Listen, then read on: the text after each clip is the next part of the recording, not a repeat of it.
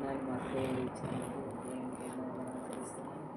మరి ఇంకా మరి మా కుటుంబం గురించి మా సమస్యల గురించి మేము చుట్టూ మాకు గోడ లేకనే వాళ్ళు గొడవ చేసారు.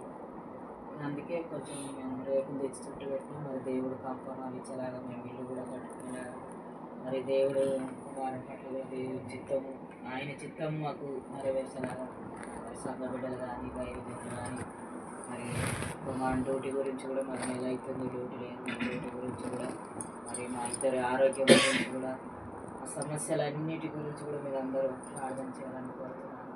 మరి ఈ దినానైతే మేము ఎప్పుడైనా మరి చిన్న పాస్టర్కి తెలుసు మా సమస్య ఆయన అర్థం చేసుకొని కూడా అడగడం మమ్మల్ని. అందుకే మేము ఎప్పుడైనా 15 రోజులకు నెల రోజులకు ప్రార్థన పెట్టుకునే వారం. ఎందుకంటే కుటుంబం మెరుపులు ఇబ్బందులు బట్టి అందులో కొంత రూమ్ ఒకటే ఉంది అని సమస్యల గురించి మేము పెట్టుకోలేకపోతున్నాము.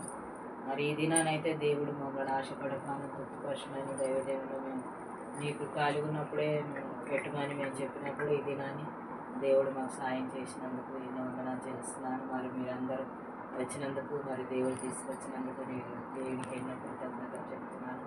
మరి మీరందరూ కూడా మరి భోజనం చేసుకుని వెళ్ళాలని ఇంకా మా కుటుంబం గురించి మా అవసరతల గురించి కూడా మీరందరూ సంఘస్థులుగా ఈ విధంగా ప్రార్థన చేయాలని కోరుతున్నాను.